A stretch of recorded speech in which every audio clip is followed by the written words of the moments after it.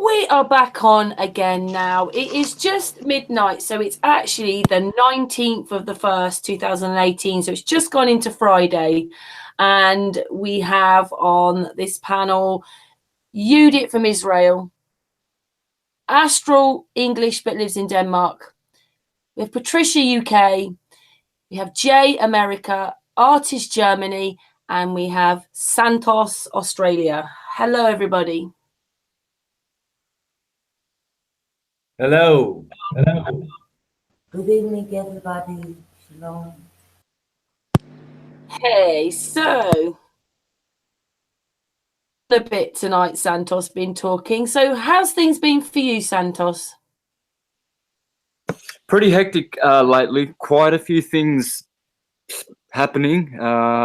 Some injuries and whatnot, and I haven't had the best of health either. So I've been recovering, and I'm on the mend. So I'm a lot better. Yeah, I think I'm going to get back into the swing within the next couple of weeks. So I'm pretty happy with that. You got bitten by a tick, didn't you? And it's just really affected you. Yeah. The tick, it was a massive tick. Mm. Yeah, it was a monster, and I didn't pull it out right. And so what happened was there was like a leather, it looked like a leather red patch about 2 inches wide, like a circle, that it left for a couple of days. I put activated charcoal on it and other things, and drew out the poisons, but it knocked me out for probably a couple of weeks. Very weak in the legs, dizzy, blurry vision. And then I had some other problems with itching, which I've had for years, a problem, and I've lost, well, probably every week for the last 10 years, I would have lost, say, 2 or 3 nights of sleep. So I've had like an insomnia problem connected to an itching problem, connected to probably the intestines. It's probably intestinal, stomach tract and all of that. And I figure now that it's products to do with gluten. So now I never was a big pasta guy, even though I'm Italian, raised sort of with a very, very Italian cuisine, but I wasn't really a big heavy pasta guy, so I didn't really notice the gluten. And so I've changed that and other things.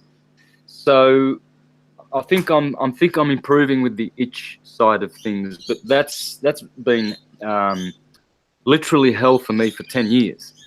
And it was connected to I lost I don't know how many pounds, but 10 kilos in 2009, 2010, and I've never been able to put them back on. And they've all those things have been interrelated. Not the tick, but the itching, and probably the diet. I think now I've found the problem of that. So, yeah, I've been on the mend, Karen, and 6 months ago I also had problems with my teeth because I had to remove 4 root canals, and they also nearly killed me. The dentist here in Malani who pulled all 4 out, twice in one session, 2 in one session and 2 in another. He said that, he said I should have died. They were his words. He was very disgusted at the infection and how terrible. But that was plaguing me also for probably about 10 years, and probably contributed to all of that stuff with losing the weight and everything. But I think I'm putting the weight on now and getting healthier. So there you go. Can I just say, I've heard if you put peppermint oil, can you hear me? If you put peppermint oil on a tick, it'll fall off within 10 seconds or so. Right. Well, I didn't know that. They run for their lives. Nice. So anyone in the chat room, there you go.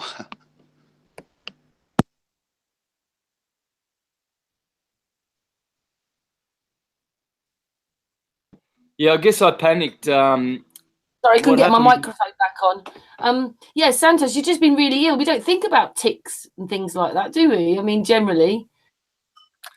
Well, see, I should have been more careful because 3 or 4 weeks earlier, a guy in town, a friend who runs a herbal shop, Ayurvedic, he's an Ayurvedic healer.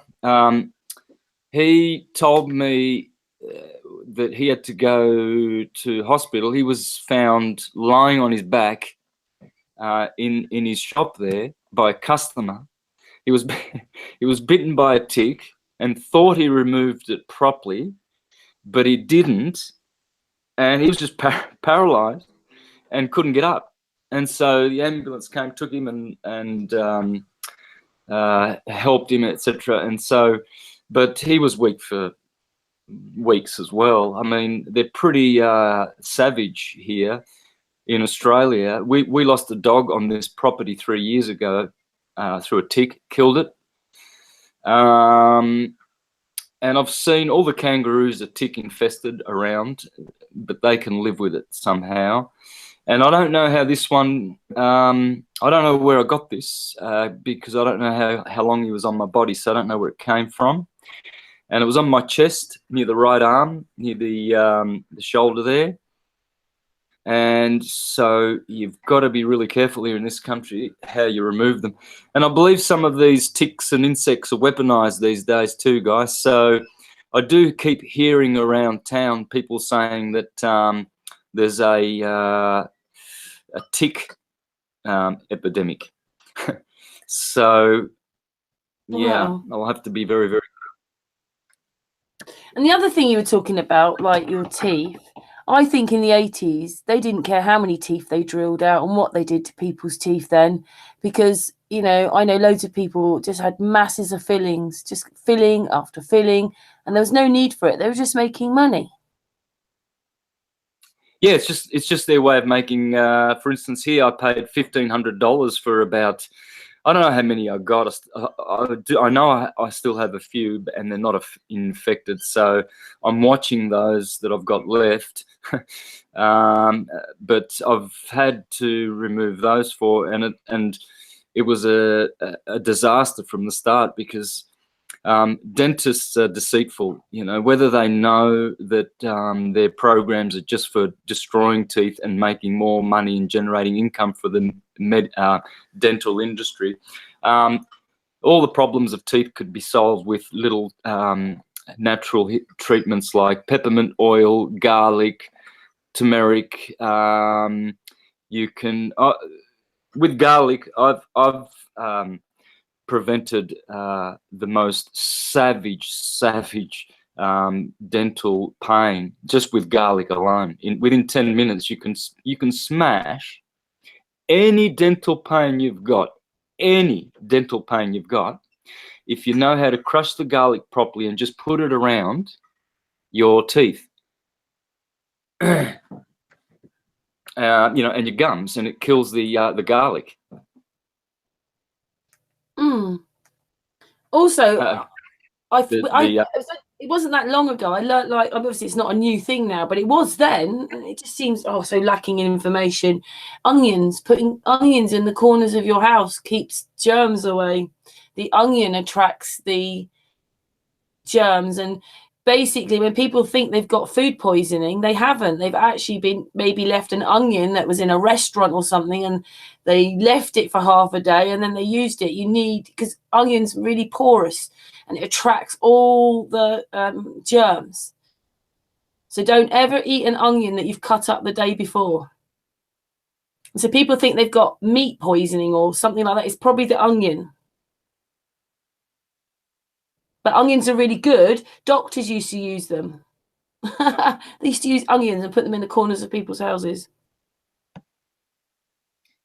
Yeah, if you put sliced onion under the soles of your feet inside of a sock or a bandage overnight, you'll see how the onion is able to draw toxins. This is why, as you said, Karen, you should never leave onions out.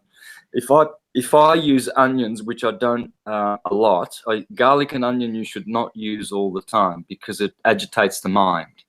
And in Ayurvedic medicine, it makes the mind too agitated. You can't meditate. You can't. Sure, you get energy from garlic. It's very solar, and onion is very martial and Venetian, astrologically, and they give you their energies, but they're not good for the mind. Okay, so mercurial and lunar plants are better for the mind. So you can use them, and you should always have garlic and onion. They are the best healing plants and foods that you can add if you know how to use them. But topically, you can use them as well. And garlic, if you cut half and use onion, if you cut half of it and use half of it, and wish to use the other half the next day, I'd put it in a jar, not in plastic. I'd put it in a jar, which is not a big jar, because then it will just oxidize. The smallest jar you can that the onion will fit in, seal it tightly, and then just put it in the fridge, and that way it's not drawing any rubbish. But if you leave it unsealed in the fridge, it'll just draw all the smells of the fridge, because it draws, and it'll draw toxins. If you put garlic under your infected, any infection you've got in your body, the onion will just draw all the toxins out and help the healing process. So dentists could have saved many children's teeth, especially the problems I had was mostly infections.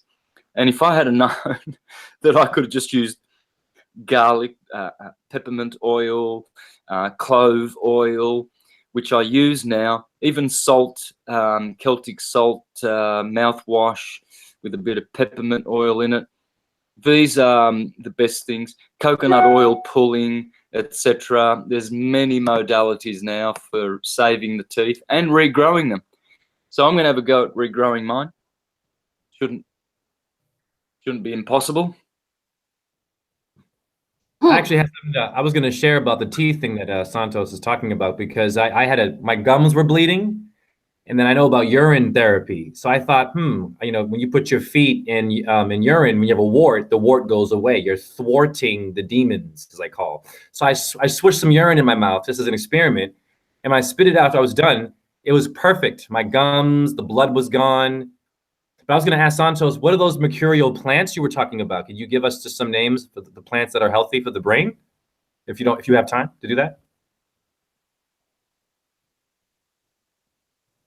Yeah, and also, Jay, very quickly, what do we now say at the end of the Hangouts when you're around? Tell Santos, you'll love it. Yes, I want us all to say that we are dancers. Yeah. Y'all want to try and do that on the count of 3 before we start? Should I count us in? Go on then. 1, 2, 3. We are dancers. There you go. So some of those plants: mercury, mint, chives, French lavender, lemongrass, parsley, sweet marjoram, skullcap, marjoram, that's Mars. So you see myrrh and mar always interrelating. That would also be, remember, all of these plants will be under Mercury's, but they will also share with one other planet, and I'll explain why in a minute. So this one obviously shares with Mars. Skullcap, fennel, carrot, celery, clary sage, chervil, valerian, mullein, peppermint, parsley, dill, lime, thyme, coriander, which you call cilantro, I think, in America. Yeah, coriander, love it. I use it in Indian dishes a lot. Anyway, those are all mercury plants. And so, for instance, if you Well, while we're talking about this, I'm just going to read out of Al-Biruni, 1,000 years ago, astrologer, flat earther. In fact, the AE map is supposedly pinned back to that guy there. Okay, I've looked on the internet for the connection between Al-Biruni's map and the AE, but I've failed. I've seen it in a few documentaries where a few researchers have linked the two. But anyway, what he is so good with mostly is his astrology, one of the most famous of the Arabic Middle Age astrologers. And these are some of the things that he speaks about in his book. And I recommend this as one of the top 4 books on astrology you could ever get, because you really don't need to be well versed in astrology. These guys introduce it to you properly and teach it to you the natural way in which I do. In particular, this guy and a guy 200 years later, Bonatti, Guido Bonatti, contemporary of Dante Alighieri. And they were both very, very against the Vatican and were both condemned. One a poet, one an astrologer. And in fact, Dante in his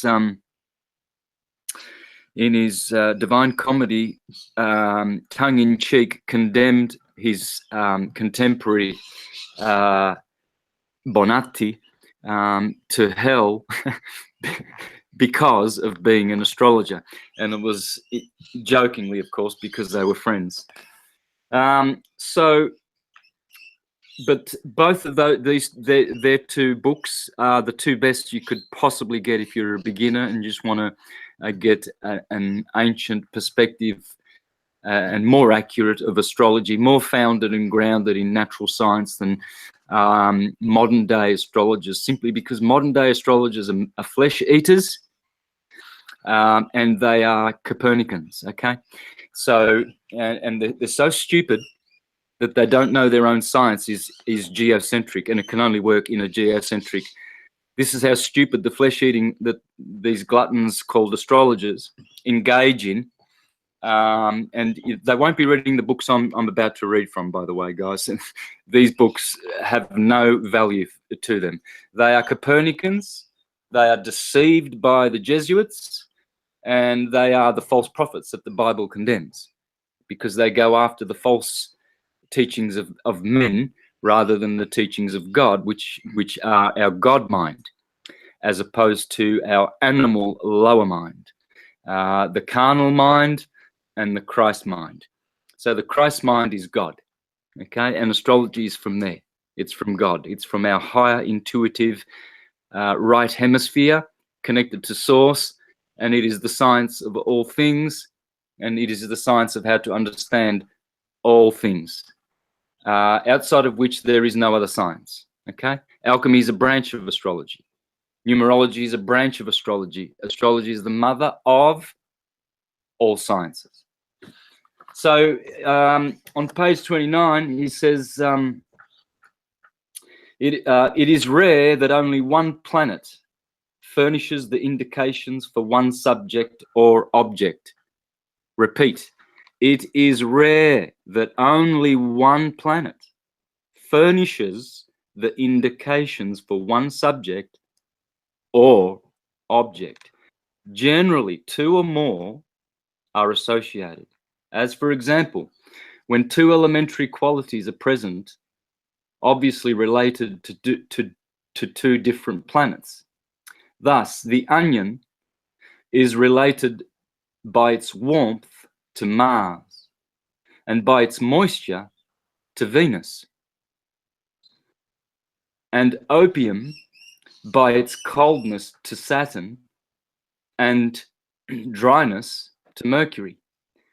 So when anyone speaks of Saturn as the significator of opium, it is merely its coldness that is referred to. And if Mercury is cited in the same capacity, that is due to its dryness. Those people who do not use discrimination in these matters are therefore responsible for the contradictions which occur in their books. So, what's he saying? Well, energy is best understood in a fourness. There are four humours in the universe. There's hot and cold, which are the active humours, and then there are cold. Hot and cold are the active ones. Then there are dry and moist, which are the passive humours. And this is how all astrologers heal. In Chinese medicine, Ayurvedic medicine, they all have these humours. In Ayurveda, there are three doshas. There's Pitta, Vata, and Kapha. But they also have light and heavy, which are another two, which in turn makes five. But see, if you take our system from the West, hot and dry, cold and hot and cold. Sorry, I'm confusing myself. Dry and moist. If you understand these, then you will understand how the planets work. Jupiter is a benefic because he is hot and moist. Saturn is a malefic because he is cold and dry. Now, think about your plants in a cold, dry place. And now that's Saturn. So now you understand Saturn. It's the shade, it's the cold, it's dry. Jupiter is hot and moist. Think about your plants in a hot house. It's hot and it's very moist and humid in there. Well, that's Jupiter expanding and growing. So that's why when you understand the planets, Mars is hot and dry, Sun is hot and dry. So there's only one great benefic in astrology, and it's Jupiter. He's the only one who is both hot and dry, hot and moist, which are the two favorable of those humours. One active, one passive. Whereas Saturn has both of the death-dealing humours, coldness and dryness. So as an astrologer, if we go about saying, oh, that's Jupiterian, or if we assign only one planet to one object or subject, we are not understanding energy, okay? So from spirit comes 7 rays of energy, and they are expressed in the 7 chakras. That's it. Have a look at the 7 colors of the rainbow, and they are the 7 energies and frequencies, the 7 electricities which emanate from source. There are 7 kinds of electricity. And that's why with your 7 senses, as the great Sri Yukteswar says in the book, The Holy Science, he says there are 5 electricities, but there are 7 in that book. And they all emanate from divine, what he calls divine magnetism, which is superior to electricity, which is the source, the longitudinal scalar wave. And so then from magnetism comes, from white incoherent light comes 7 rays. This is Samson with his 7 braids of hair. This is Plutarch's 7-rayed god of the ancient Egyptians. The 7 rays, those are Snow White and the 7 dwarfs. So Snow White is the sun, the whitest and purest light in the universe, and it is the producer of the 7 refracted specializations of light, which are the 7 colors of the rainbow. So red, orange, yellow, green, blue, indigo, and violet. Everything above violet is ultraviolet. Everything below red is infrared. And so those are 7 electricities. We call it the electromagnetic spectrum. Yeah? Yeah, because it's electric, and they are 7 electricities. And Sri Yukteswar teaches that the electricity that is used by your body to produce sight is a different frequency of electricity that is used to detect hearing. Hence, the sun rules the eyes. As Plato said, the eyes require the sun.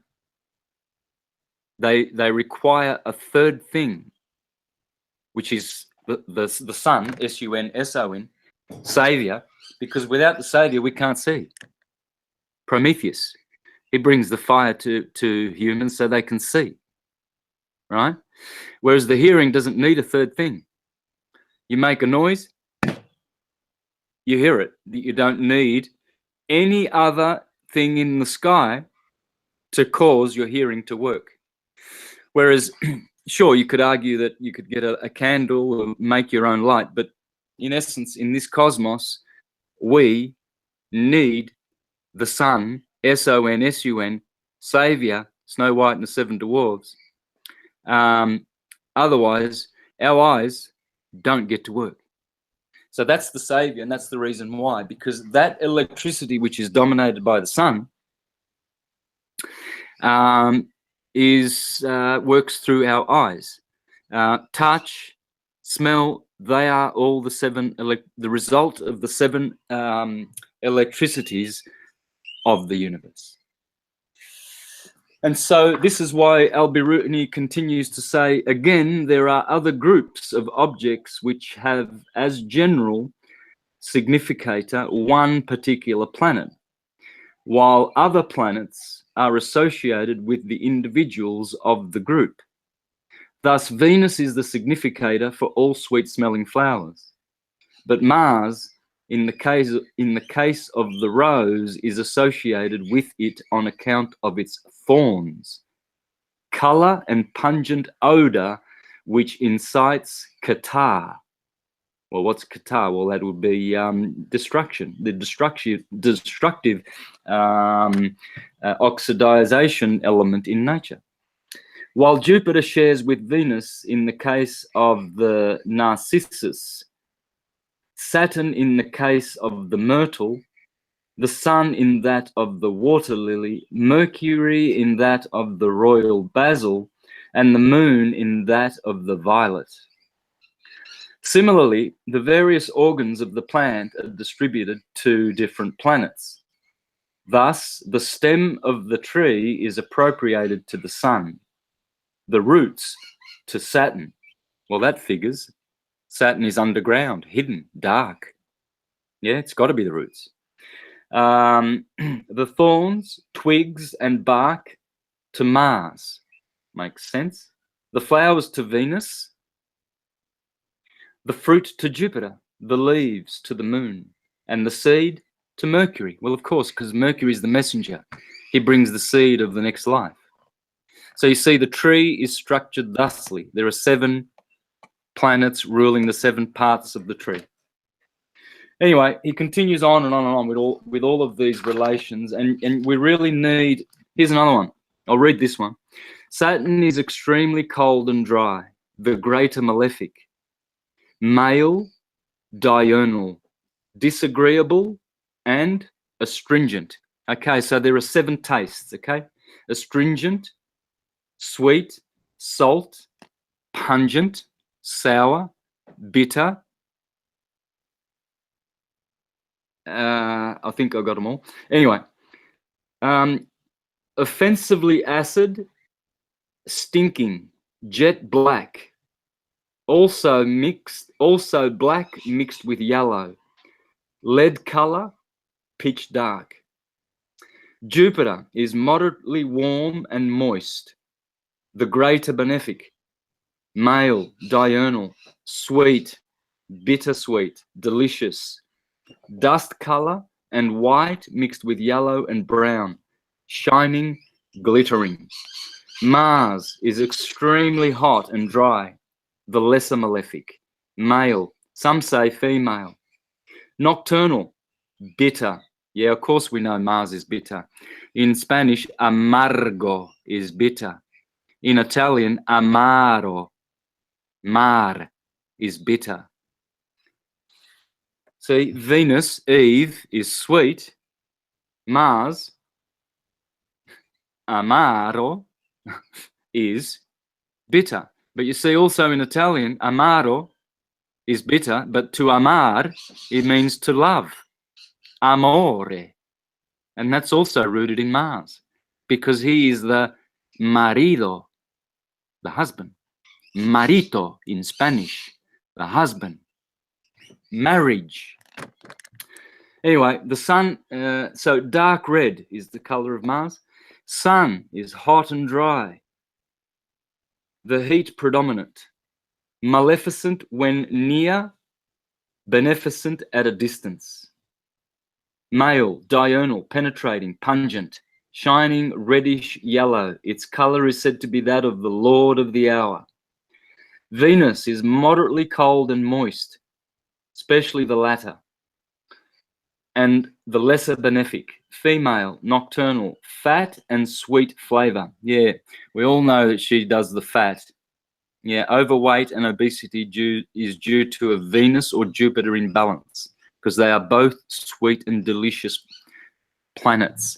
Plants, planets. Get the drift?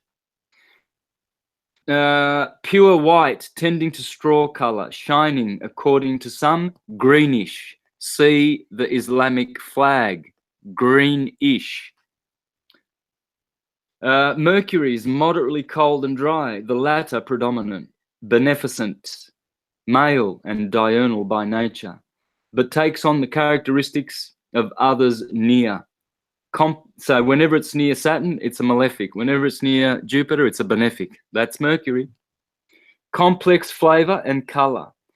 The latter sky blue mixed with a darker color. Moon is cold and moist. So different to Venus. You see, when most astrologers really connect Moon and Venus very, very closely, but there is the difference. Venus is warm, which is a variation of hot and cold. It's in the middle. Whereas the Moon is cold. Moon is never warm. Venus is warm or moderately cold. But the Moon is not. She's cold and moist, right? But not as malefic as Saturn, because he's cold and dry. At least the Moon has moisture. You see where these connotations, so-called, come into astrology? They come through the humors. You must understand these, folks. If your Chinese practitioner looks at your tongue and sees you've got too much cold, he'll give you hot plants to ingest for the month to balance you. If he sees you have too much dry, he will balance it with moisture. If he sees too much heat, he gives you cold food.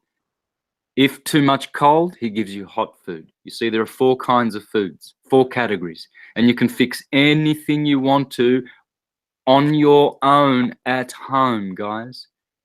Yeah, you know, with all the attacks I've had on my health, you know, the teeth and various other things, I'm sure there may be some what do they call those weapons? The military weapons through HARP and stuff like that. I'm sure I've not gone under the radar of the controllers. I mean, people who publish nothing on the internet and don't do as much vocally as I do publicly are being gang stalked and attacked and whatnot. So what I'm saying, guys, is we're all under attack, and people like you and I more so, because we have a lot of haters, and so they are sending their curses to us. And if we don't protect ourselves, I mean, I don't know how I survived the last 10 years, you know, being on the run,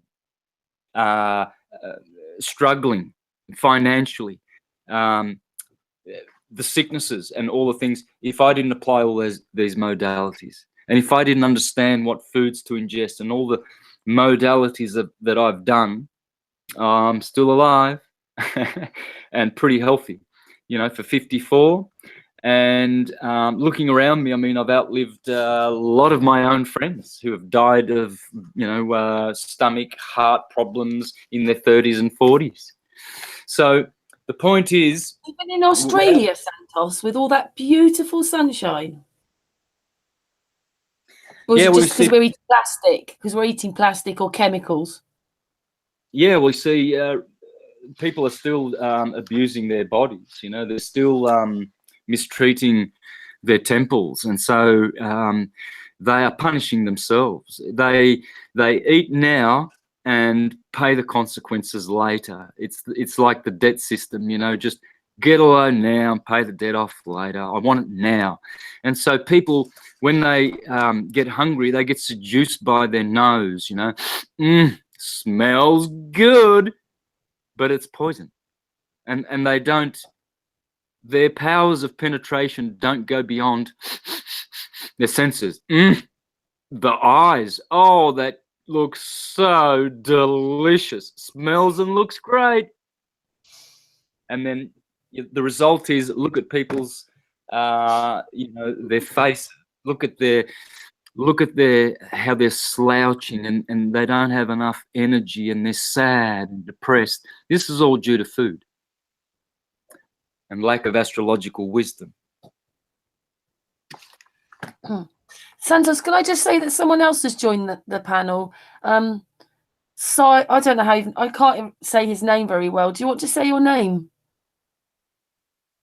Sai? Where are you? You're not there. You're muted. Oh, he's coming. Unmute. Can you hear me? Yeah, we can hear you. Hello, How do you hello. actually say your name? I'm not very good at this. I've been around with chat, and what I've noticed, everybody's pretty much calling me psychic, physics, PsyXiX, Psy19, or just plain Psy. And I think, well, not that I think, I pretty much chose those letters just pretty much as a meme. So whether what you think and how you're responding, everybody's correct. So it's acceptable. But anyways, Karen, it's a pleasure inviting me in. I just want to shout out to the panel. We have great people that's out here right now. Raw, and I think the build is here. Artist, hi, and also the famous Santos Bonacci. I just wanted to say I've been actually a subscriber of you from your channel for I believe over 6 years, but even before 2012, and having to actually see things as far as all your the videos till the 2018. It's really a blessing. It's actually, it took me 6 years just to say hi, Santos. Hey. Wonderful, thanks, brother. Well, pleasure to meet you. Likewise. Yeah, And it's also, all you about were pretty much Santos. on point with. Sorry, Yeah, carry yeah. on. Yeah, he was pretty much on point with his alchemy with the food. And um I'm a Gemini, and you just gave out, pretty much a behavior of Mercury with what the things are good, which is such as garlic, onion, and not knowing that, I love garlic, I love onion. I even saute it with butter and I mix it up. Parsley is also great. I like to go out to the store and actually buy the plant itself and mix it with my pastas and red sauce. So yeah, those are great. And having to hear you talk more about the ingredients and what it does, it's always such a bountiful information. And yeah, it helps me out and identifying as far Yeah, I as the don't food think items. Santos realizes how many people that he's touched. I mean, Jay was saying It's it got before me. he was live about what Santos meant to him. Yeah. Well, Yeah, it's but Santos, I'm not Oh. sure, but the audience here, what you have that actually kept me going till now is actually you're actually one of the several people that actually woke me up. And before 2012, you had an actual wonderful documentary film, and I think it was produced by Braveheart or Archer Films. I'm not sure, but I can't find the link anymore. and it's always good just to go back and actually see it. And if you have the link, that's great. But I mean, it was a good piece before then. That was at you, Santos. He's asking for a bit of information back. Yeah, that's still available. It's produced by a good friend of mine in Melbourne, and he's on Brave Archer. You can still see that. It's called 2012. Yeah, I have no Brave Archer. Yeah, it's still online. Oh, good. Okay. If I see it, Oh, sorry. Carry on. Sorry. Well, yeah. If I see it, I definitely what I usually do, since I'm also involved in other chats and I'm also a moderator. What I also do is I also insert links, and definitely once I find it, one of those pieces is such a good piece just to even wake up before the carry on, because jumping into the flat Earth model, you really need to really know who you are, and you really know your perspective, and just identifying, it's difficult to say it, but you have to know who you are. There's no point trying to look into anything unless you really start knowing who you are. Correct. You have to do yourself first. Yeah, before 2012 was great, and hopefully they pick up that part of the footprint. As we're on this bit about Santos, go on, Jay, say your bit. You're muted though. Yeah, I won't speak long, but yeah, when I saw Santos's energy as a dance teacher, one of the most important things is energy. It's not about the technical aspects. There's a lot of Russian teachers that get and jump and spin, but there's this lack of play. So Santos is very playful. I have a sense of humor, so when he would do this playful and his use of his hands, it's like a dance. So that's how it helped me. So it's just all of it's a dance, really. That's all I wanted to say. Beautiful. Please carry on. Yeah, as we're on the Santos mode, Yudit, say something, Yudit. Yudit. What can I say? It's a big honor for me to be here with you all. Namaste. Love you, Santos. Love you, everybody. Yeah. Artist, do you want to say anything as we're on the Santos mode? Well, it's also always great to hear all the information that Santos gives to us, and I thank you for him for spreading the true knowledge how the world and the humans on it actually work. So thank you very much. My head off to you. Thanks. Hey, thank you, artist. Astral? Oh, I'll just reiterate what Artis has just said, that you've given so many people so much knowledge over the years, and I'm still watching every day practically. You're my hero anyway. Thank you, really, from the bottom of my heart. Thank you.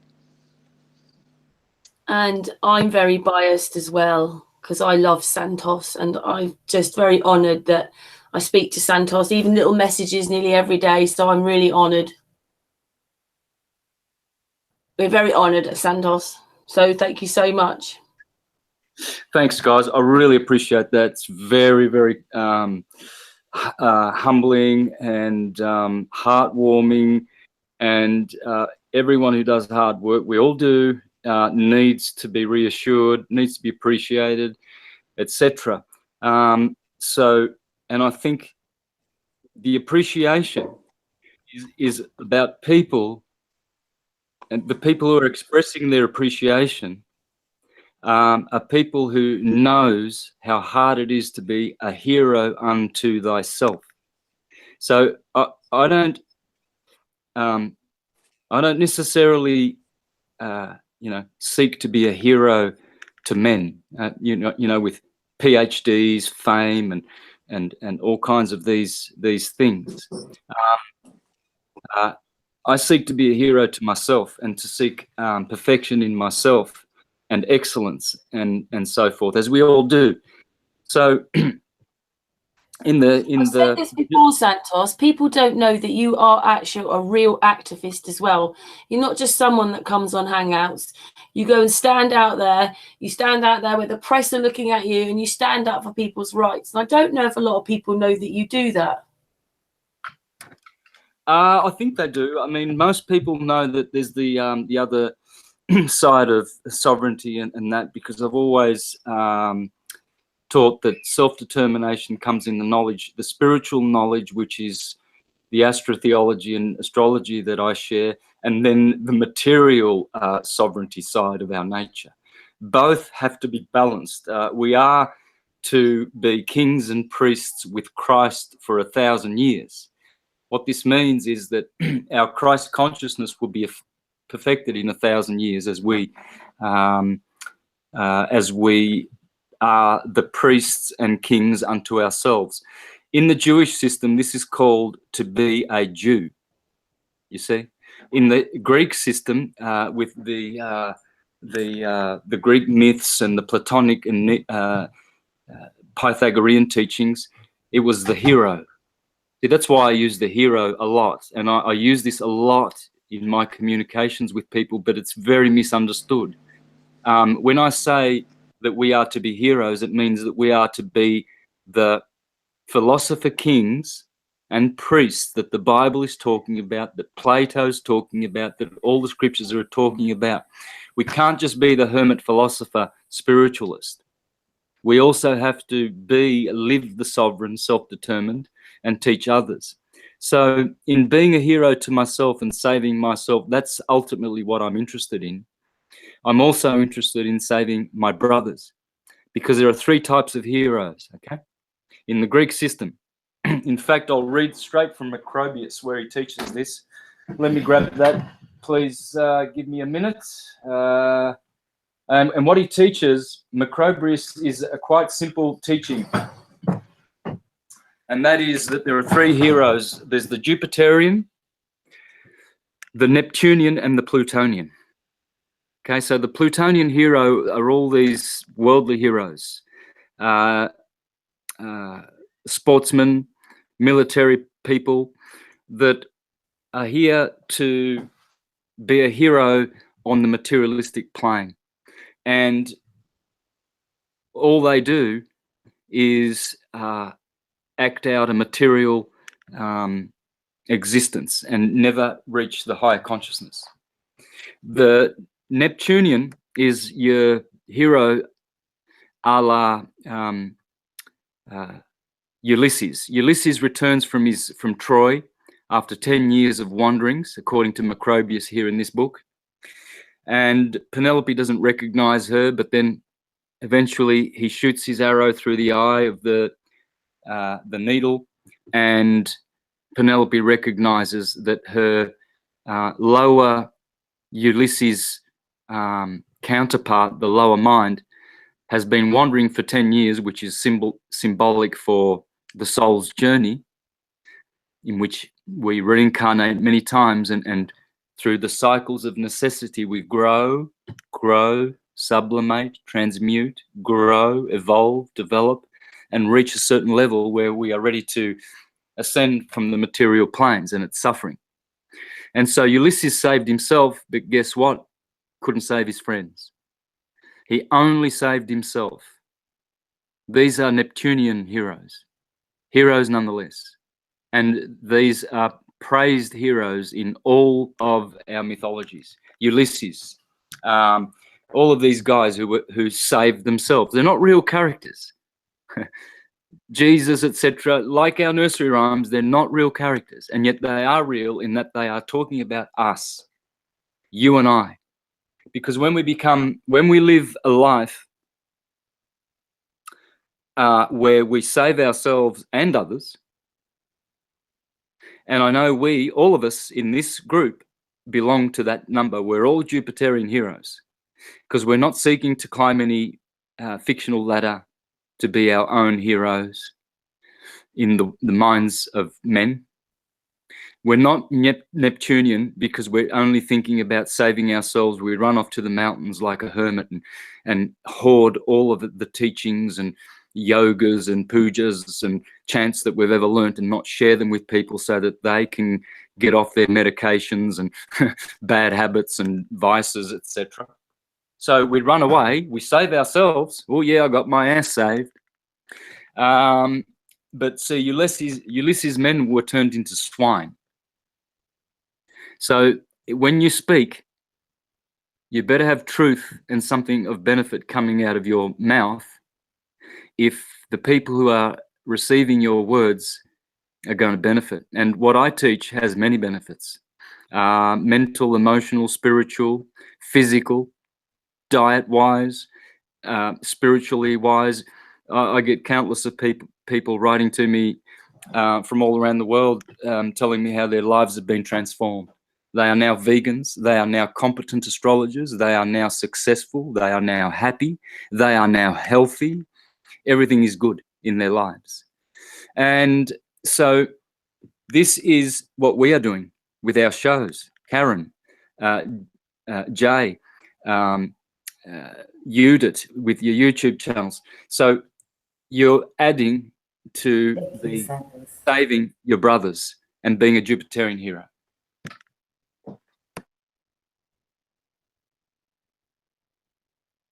Well, that was awesome. That's an honor. I was going to chime in actually because this idea of bad energies, I was talking about the serpent energy, and I'm going to talk to Santos about, you know, these the idea of the serpents and how many different kinds of serpents there are. Because from Santos's work, the Hindu map of the earth with the chakras going down and up, talking about different energies and flavors. Each disc, in my opinion, of these consciousnesses from the earth, the ones that go down, they have to each have what my man is talking about in terms of energies, and astrology is affecting them in a certain way. But there's a map of the world. It's a body of loka in Hindu. It's literally a body, like a body of water, right? And then waters have different kinds of temperatures and textures, hence different airs on earth and poisonous things that are good and bad. So what I'm coming to the result of, or aha, is that since we're in the middle, we're the neutral place, the earth is the disc that balances all the good and the bad stuff. It's all there. The stuff that goes down deeper into the dimensions of demons and serpents, or the realm of Saturn, or this consciousness, these upheaved. When Venus did her dance and bang, bang, bang, hit the tray of the earth, I feel like the magnetic pole could be a symbol of a straw. And this upheaval, these serpent races in the feet of Loka are serpents, and I'm going to get more into that with my question to Santos. But what I feel is these serpents will paint the body's a map. So if we have the Loka body, the Nordic cross, the X of the earth above, then below, those serpents must have something to do with infiltration in the neutral zone, hence the inverted energies of satanic worship, where they have the inverted cross of St. Peter, Jupiter, having the energies going down, right? So whatever this thing is that's with us, it's got many names, reptilians, blah, blah, blah, blah, blah. But then we notice that Freemasons call themselves Sir Lancelot, Sir, Serpent. This is very interesting. And then they pretend vicars of God, and they build these government buildings with our skulls as monuments. Capital, caput is the head in Latin. I don't need you to remind me that my head is the dome. So they're organizing themselves, these entities, because they don't know this conscious place. They seem to have a problem with what's happening up here, but they know how to manipulate, like what you said. If we know the flavors, the textures of the planets, these serpents, whatever they are in the feet of Loka, morphed and danced with us. They're still dancing and hiding. The Hyksos people, the Hebrews, one from the other side. Hebrew means one from the other side, or immigrants. So whatever this thing is, it relates to us, but it's infiltrating our foods, because it doesn't understand what balance is, and it needs the human consciousness, once again, turning the earth into a ball, bouncing and spinning out, making no damn sense. And then sexual energy, like the most important thing is you see sex, drugs, and rock and roll everywhere. Well, in the feet of Loka are serpents. Soul in Latin is fish. Sol, S-O-L-E, it means fish. Sol means sun as well. But we have these serpents, these fishy people. Well, what's the symbol of the goddess that Santos has always talked about? She is the fish. Nun in Hebrew is fish. So serpents, fish, same shit. They move and flow, or spermy kinds of things.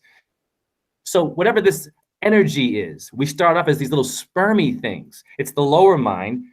Then we become into a baby, then a teenager, then an adult, then an elder.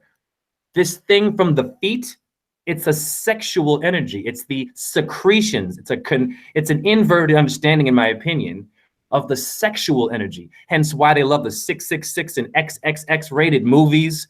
They use the X-Men logos. Those things have vibrations like the stars do, with flavor. Like pinball, bing, bing, bing, bing, bing. Because we're Kabbalahs. We're walking damn Kabbalahs. And the energies bounce off. So my question, sorry, I don't want to be long-winded and hog the mic here, because I'm honored to have Santos on the damn panel. It's incredible.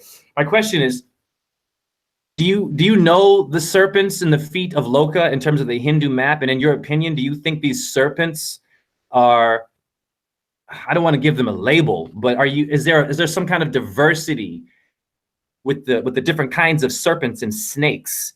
Because we always hear about being wise as snakes and snakes on a plane, for God's sakes. Like, so that's my question to you in terms of Loka and what that might mean with consciousness. So Santos, sorry. Well, serpent is the sine wave. Okay, so the serpent looks like the sine wave, and that's what it is. It's electrical energy. It's vibration. The transverse wave. Okay, so Seta Pent. Seta is hexagram, the 6, and Pent is pentagram. So that's in your DNA, right? Which is a serpent, the double helix, Helios. So those two little serpents there, they're just a vibration. That's all that science is seeing when they see this this braided DNA strands, right? So they're actually seeing how energy really works. That's why there's a 12ness to DNA. There's a 4ness, adenines, thymines, cytosines, guanines. These are the 4ness. Then you've got your 12 parts to the DNA. Then you've got the 2 strands. It's all in the sine wave. That is the serpent. So the hexagonal and pentagonal bonds in your DNA, this is the serpent. Okay, so energy is the serpent, and there's different kinds of energies. Okay, so the red energy, those are the quote unquote evil serpents, and they're always at the bottom. Redshift, hell. Inferior, hell, infernal, means inferior. It means under the ground, infernal. And that's Sheol in Hebrew, Hades in Greek, Inferno in the Latin languages. So that will be red, because in the red frequency, is able, it's a low capacitance wave. Violet is the highest capacitance. So if you've got a violet laser, which is coherent light, as opposed to white incoherent light, then you've got a high capacitance laser, which will really be very, very dangerous, as opposed to red. So the blues and the purples up top, these will be much more dangerous. So, but you see, that is actually showing you how vibrations work. But the red vibration is dangerous in that it is slow and has a low capacitance. And in it, the Saturnian principle of coagulation exists through red, through blood, that color. Adam means red, red blood. Adama, the earth in Hebrew, means red earth. In Egyptian, it's Adun, Adunya. Yeah, Mazra Adunya. Egypt is the mother of the world. Funny how the word for mother is virtually. Mazra is Egypt. Is the mother. And Adun, Adam, red Egypt, red earth, in Arabic is the earth. So when Adam is mentioned, this is the principle of Saturn. And so everything material has this red color. You see, red is the first color of materialism. This is why red is. And if you look at the red chakra, it has 4 petals. Well, 4, shi, in Japanese, 4 is death. It's rooted in the same root word as death. Those 4 red petals. Then up from that, in orange chakra, you have 6. Well, 6 is sex. It's the sacral sexual chakra, isn't it? It's where your generative system is. 6 and sex. Then above that, you have 10, the solar plexus. And all of these numbers, they all have to do with the physical world and the physical colors of yellow, orange, and red. Red is 4, orange is 6, sex. That's why the Buddhist monks have orange, because they are sexual. It's the sexual energy they're harvesting, orangey brown, okay? And then yellow. They also wear a lot of yellows and oranges, okay? Well, that's 10. And that your 10 fingers is 10 in the Bible is the man's physical completion number. It's a material man number, because it comes from manus, the hand, or manus. Manus, the hand, is Latin. Manus, the mind, is Sanskrit. So it's the mind and the hand which differentiate man from the animals, you see. So when you see these colors of those chakras and their numbers, you'll see how they all have to do with sex, survival, power. Yeah, power is the number 10, the solar plexus. Sex is 6, the sacral chakra, and that's sexual. And then the root chakra is 4, and that's survival. And see, once you go into the middle chakra, which has 12 petals, now you see that 12 is astrological, not that 10 isn't, but 12 is the complete number of the signs. And it is, as Alvin Boyd Kuhn says, it is the mental sound, the mental number, or the mental energy of the universe sounds a 12 sound diapason, whereas the physical is a 7ness. So you see the 7 colors, they are 7. This and that's an octave. And that is the octave which we live in, this octave of creation. So when you reach, most people do not ascend higher than the solar plexus, which is the 10, and power. That's all they seek. You see, the ones who are baptized in the River Jordan, like Jesus, they get baptized in the heart chakra, and now they understand the green energy. And energy and green are the same word. Okay, they are lexicograms or anagrams of each other. And that's why energy is based in that green middle chakra. Hence, we are on a green earth. Below us, with green plants, below us is the red soil. And see, the sky is blue. Well, see, that's the same order. Those colors, they all, if you look at your cosmos, you'll see the same colors. Down is the red, yeah. On this plane is the green. That's your heart chakra, and heart is an anagram for earth, right? And green, which is the color of it, is an anagram for energy. And you see, look at the word earth and heart. Now, with heart, you know R and L are interchangeable. So have a look at heart and change the R for an L. And you've got health.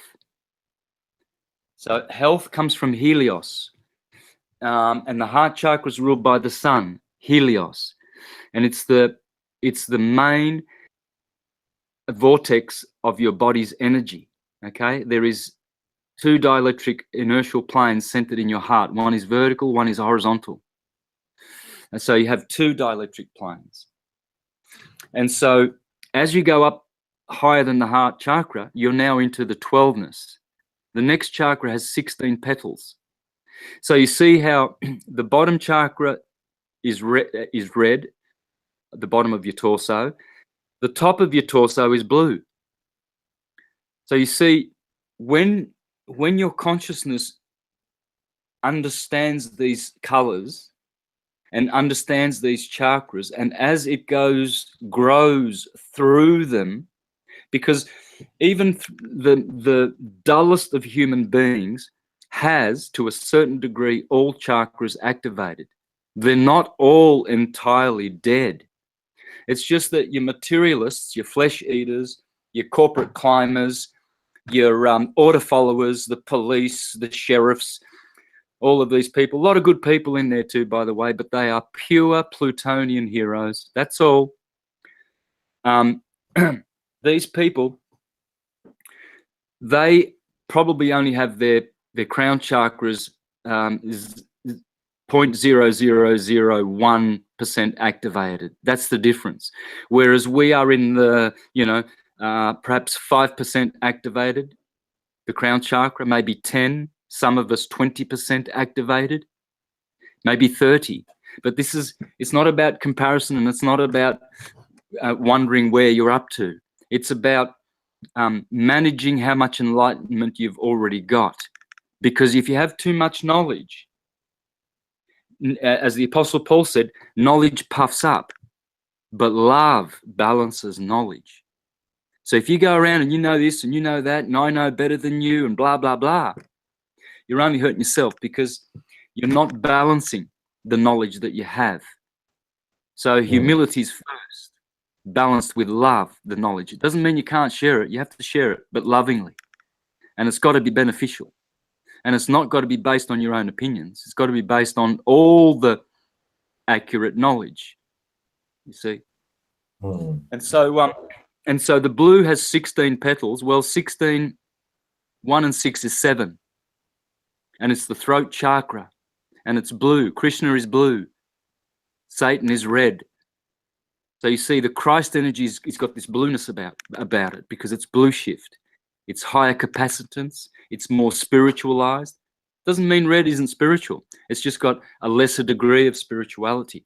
Everything's spiritual. Even the material world is.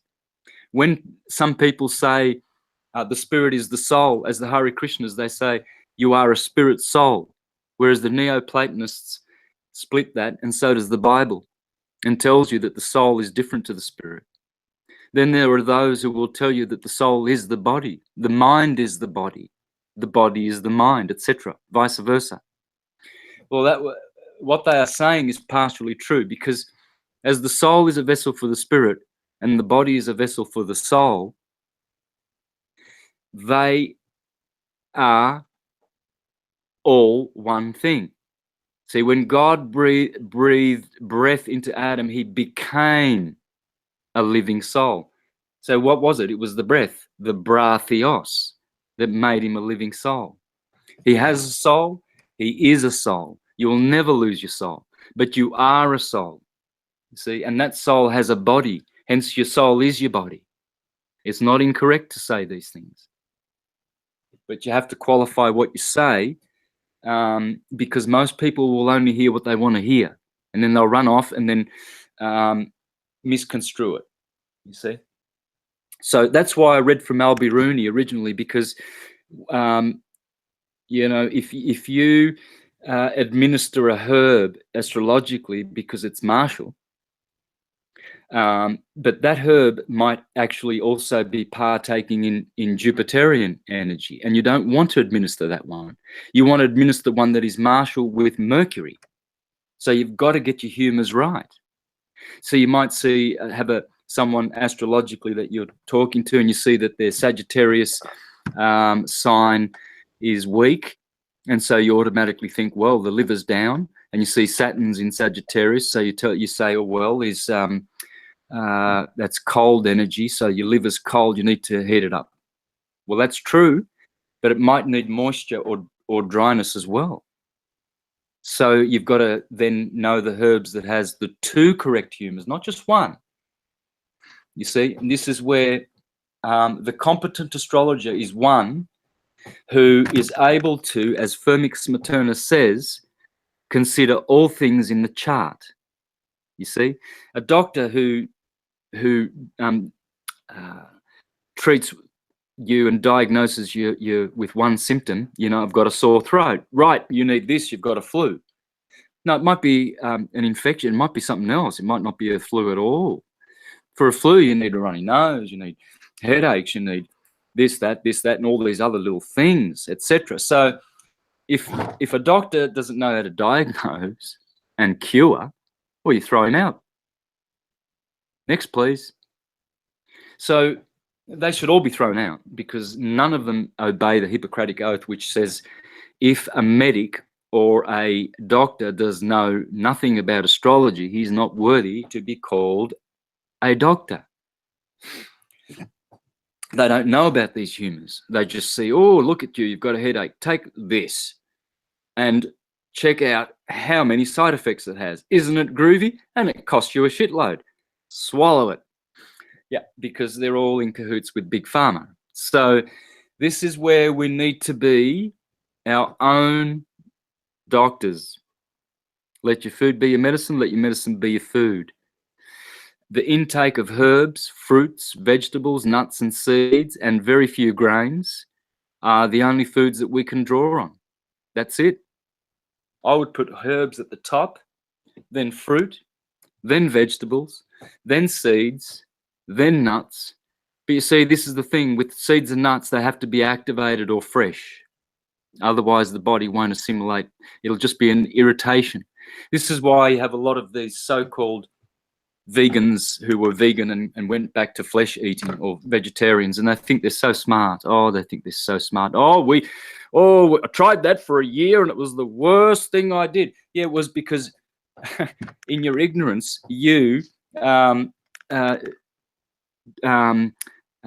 transitioned the worst way possible with total ignorance and stupidity. You can't just take something out of your diet and expect that you've been eating all your life and expect to improve in a year or two. You need at least 7 years for the body to climatize, 7 years after flesh eating to find its true chemistry now, because that's all the pollutants and blood that is circulating in the body have now been expelled.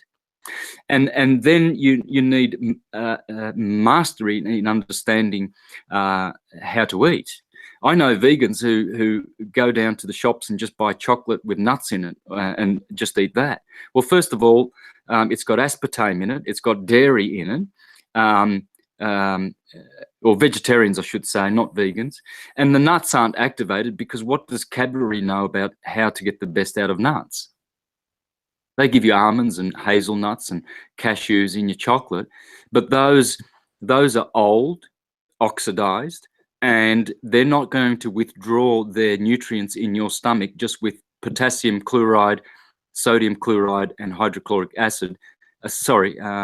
Potassium, yeah, those three acids in your stomach are not going to be able to release anything from those nuts. And then they'll just go down through your intestines, irritate and destroy the intestines because you ate nuts and seeds thinking you're so clever, you're a vegan now, and destroying your own health. You know, those nuts and seeds, all of them must be soaked in water.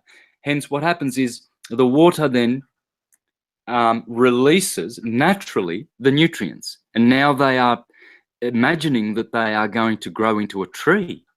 So they are starting to, you know, this is called soft particle, soft photon energy that you are eating with activated seeds. Yeah, so it's sad when you see all these nutritionists out there who are very clever and know all about what foods to take, but don't give you the ways of benefiting from it. For instance, how many people know that you should have your salads before your main meal? In the West, we have the nice big meal, potatoes and vegetables, and then we have a nice green salad afterward. Well, that's back to front. Everything juicy must go in first. The juiciest foods first. And they should be. And if you have problems with your digestion, apple cider vinegar, best thing to, a tablespoon of that in water, just sip that through your meal, and that will encourage the hydrochloric acid. And the potassium in the apple cider vinegar is so concentrated, and that's what the stomach needs. The juicy parts first, and then you have your cooked. If you're eating cooked, you have the high ash food afterward, and then the stomach can handle it. You see, how many people get reflux and have to suffer because they just don't know how to eat. The order of which way to put things in, first, second, third. Anyway, I've spoken a whole bunch, guys. Jump in. I love that you actually commented on a lot of that. I was just telling people that exact same thing. The reason why they're feeling pain, the reason why they're going through what they're going through is not because the diet's not working, not because veganism doesn't work. It's because their body is getting used to actual health, and you're not putting toxins in. When your body gets so accumulated to toxins and whatnot, it now becomes almost like a necessity. Now your body needs those kinds of things in order to keep going because it got so used to it. When you take those things back out of your system because they're deteriorating your body, and you go back to the natural way of things, of course, at first you're going to be feeling pretty bad, but that's because all those toxins that are deep down deep down dug into your tissue and into your muscle, they're starting to creep out. And when they start to creep out, they start to activate again. So they're starting to irritate you as they're creeping out, but you're forcing them out. So at first, it's, you might feel a little sick, you might feel a little muscle cramp or whatever, but that's your toxins, forcing themselves back out after being so unhealthy. And now you're actually putting the stuff in that needs to go in, that naturally your body works with, rather than, working against your body. So I love that you actually just commented on that. I was just messaging people about that on Facebook. That's funny. Yeah. Yeah. Anyway, hello, Matthew. Hello, Matthew. Hello. Oh, 2 seconds, Jay, and then you can come in. Hello, Matthew. Matthew, do you know Santos? Oh, yeah. Matthew? Yeah. Me and Santos talked a couple of times. Yeah. Yeah. We've talked a couple of times. I've been sending your stuff. I've been sending Jay stuff over to Santos as well. Anyway, yeah. So just a little bit of an introduction there. Yeah, definitely. Santos. Yeah, he's pretty smart. I've been studying his lux and lumen theory on pure and impure light. So that's like one of my right now is lux and lumen. So thank you for that, Santos. Just got to keep studying. Awesome. Cool. Well, It's a Go Santos night. Lux would give you luxury, and it's magnetic white light, lux. And then you've got lux mundi, the light of the world, which is mundane light, lumen, LMN. Always found those letters, always in that order, in almost every alphabet under the sun. LMN, lumen, to lament. Lumen is a lamentful lemon type light. You know what happens when you get a lemon, don't you? So you see your elements. Your body's made of elements. That's lumen, guys, the light of the world. And there are 7 of those lights. It's called an octave. And in music, it's do, re, mi, fa, sol, la, si, do. Okay? So, and if you look at the names of those words, do is Saturn, Dominus. Jay said we are all dancers, D-A-N, Adan. Adan is Adam in Spanish. Dansei in Japanese is man. Dan, the lost tribe of Dan. We're all Danites because we're all Adamites with atoms, with anatomies, you see? So, and we are just the same as the cosmos, guys. Okay, we have a dome above us. Yeah, well, that's the dome of your cranium. In your thorax, you have an abdomen. Dome. Ab is father, the father dome. The biggest dome in your body is your father dome, your abdomen. Right? Your cranium, That's the Heavenly Father. You see, so when you get into the heart, in the abdomen, in that dome, you are dominated by that energy. When you go up to Aries and Taurus, which are the cerebrum and the cerebellum, one the sensory nervous system and one the motor, Aries the spiritual sensory, and Taurus the earthly physical motor nerves, then you are in the right dome and you have the right dominion, domination, domicile, Adam in the cranium, you see. And now you're with Christ the Good Shepherd, Aries, the Lamb of God, the cerebrum, and Krishna the Good Cowherd, Taurus, the cerebellum. You see, and I've explained on this show a couple of months back how when people thank Jesus the Good Shepherd, they're thanking them their own cerebrum, because it tells them, it warns them through the senses what's coming around the corner, danger. And then Taurus, the motor system, the good cowherd, Krishna, kicks in and tells you how much, to exert yourself to avert the danger ahead. So there you've got everything's coming from the cerebrum, the good shepherd, Christ, and the cerebellum, the good cowherd, Krishna. And so daily we thank the Christ, the Lamb of God, for directing our steps, because without the cerebrum and the cerebellum, you don't got no feet walking around, because they're waiting for the order from heaven, the cranium, to direct the feet and the hands. You see? So once we're in knowledge, folks, we know how to read our books correctly and understand them. I'll hand over. I actually have to run to my thesis rehearsal, which is about Venus, called Wandering Star, but I wanted to add into how in ballet it's important to teach what I'm talking about in terms of the elements, because at the ballet we start at the bar in the beginning of class where we're grounded, and then by the time we get to Grand Allegro, we start to grow up to the cranium, or the fifth element, the dodecahedron. And I wanted to show a physical symbol of what the most powerful symbol in ballet is. It looks like this. It's called a passe. And your leg does this. Sorry, can you see me? Yeah, the leg goes there. That's the number 4.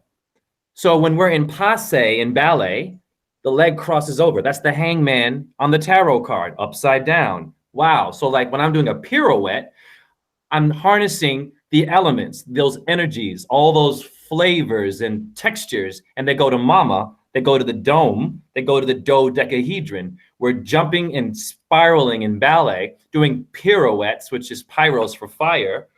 We're finding this element to go somewhere higher and higher. So that to me is like an important thing, to be able to see the body. We've just lost Santos. Have we just lost Santos? Oh. wait, 1 second. We're just waiting for him to come back. Okay, cool. No! That's all good. It's all good. Yeah, but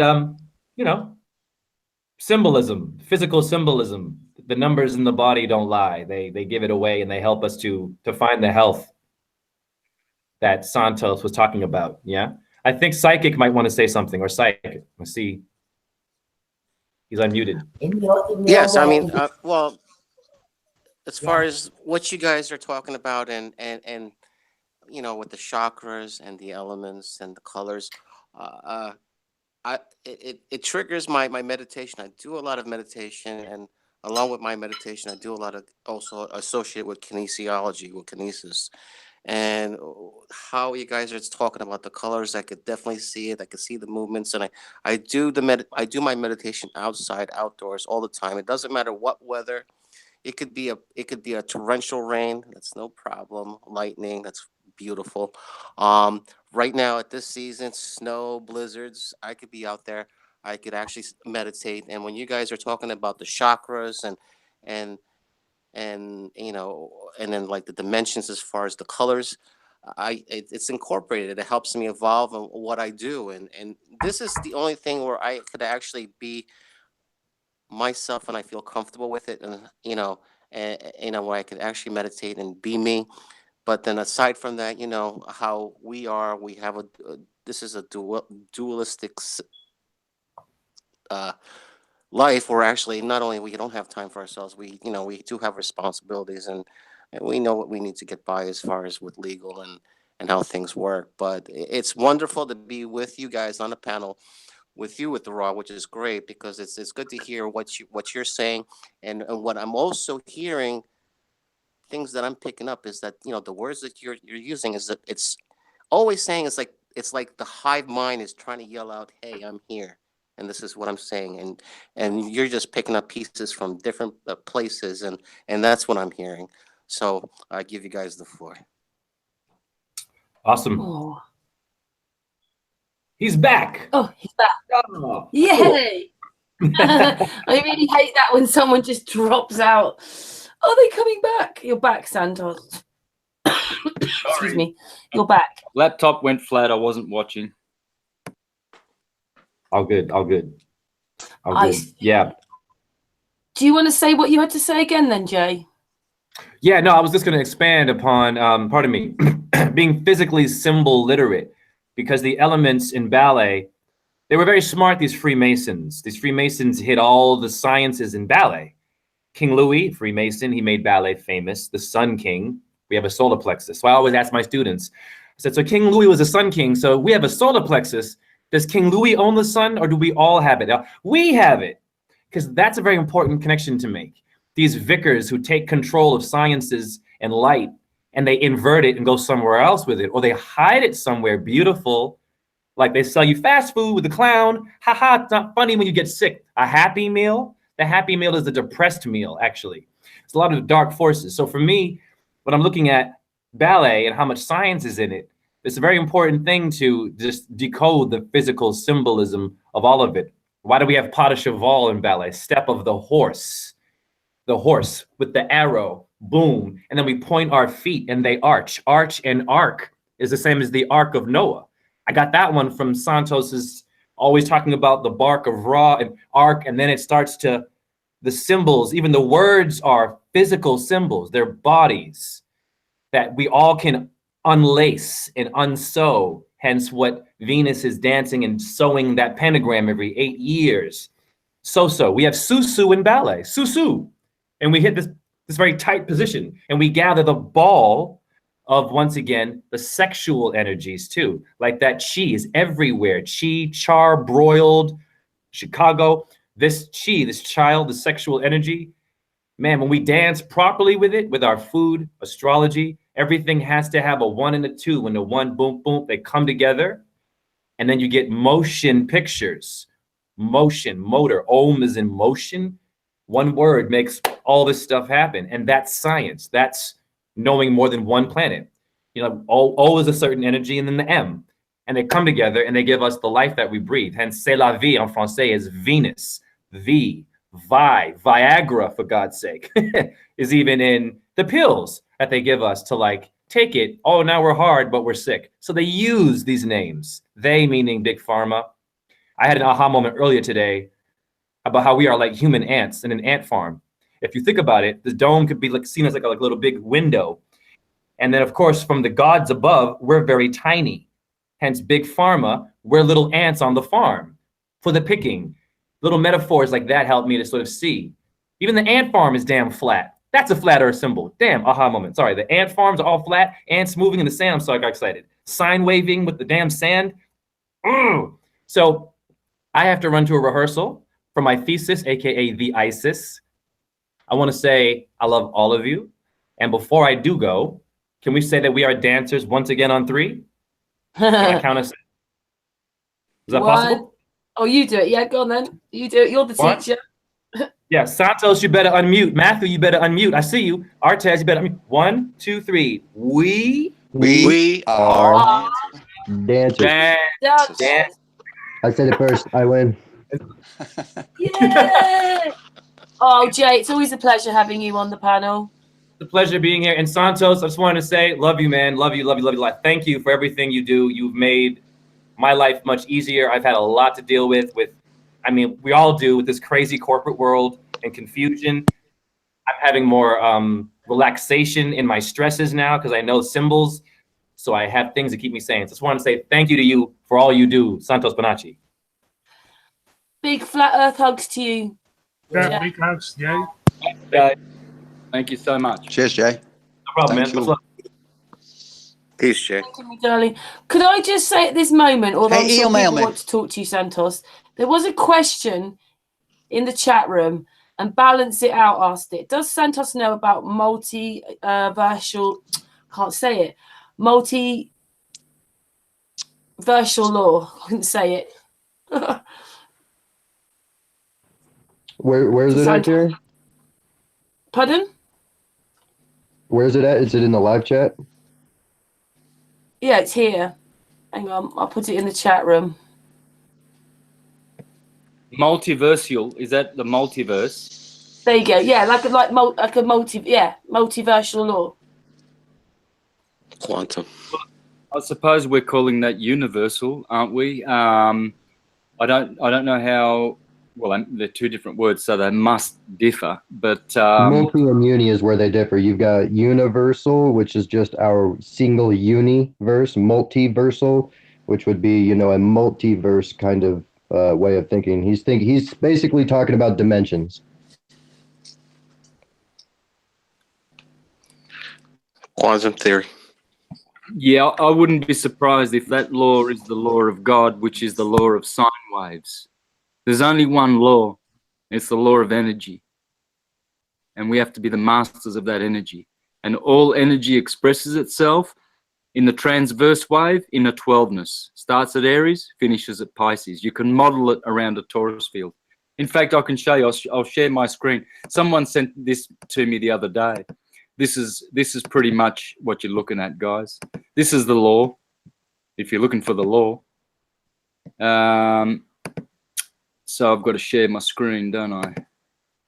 Here we go. Application window. Santos, have you ever studied a person's channel on YouTube called Scientific Lee, Lee? He pretty much talks all about the flow of energy and everything, how it starts in a transverse wave into a halo wave. So I thought it was cool how you actually said it like that, because it sounds just like what he's been studying for a while.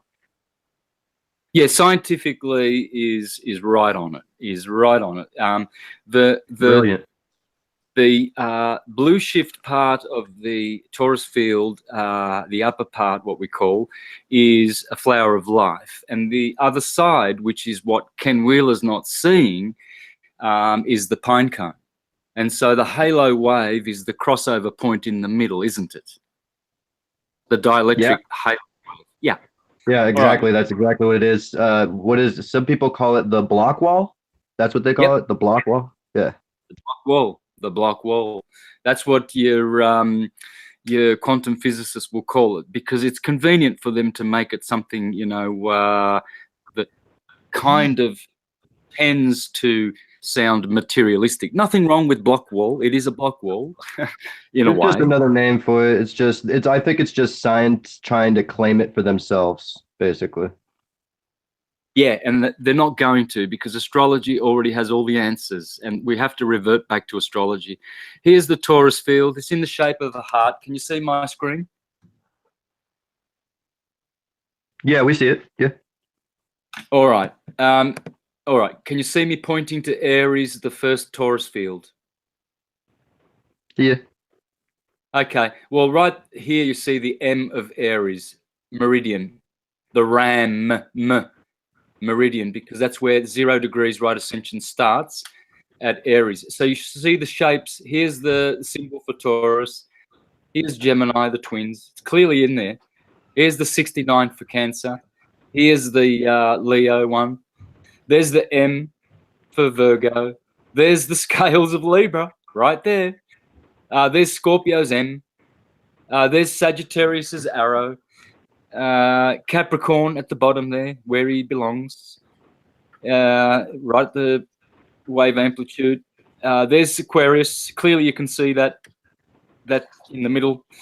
And then Pisces, which is basically, Pisces is just have a look at the symbol of Pisces and you'll see the dielectric field and the hyperboloid part of the torus field. And all of these symbols, they all come from the torus field because all is Atum. This is Atum. And so the multiverse's law is based in this. It must be. This is the only form that Source Creator uses. Santos, do me a big favor and put that picture in the back chat for me, please. I'd love that picture. That's great to work off of. Okay, I'll do that right now. Yeah, don't mean to stop it for that, but I don't want to lose the opportunity on possibly getting that picture. I've never seen it depicted like that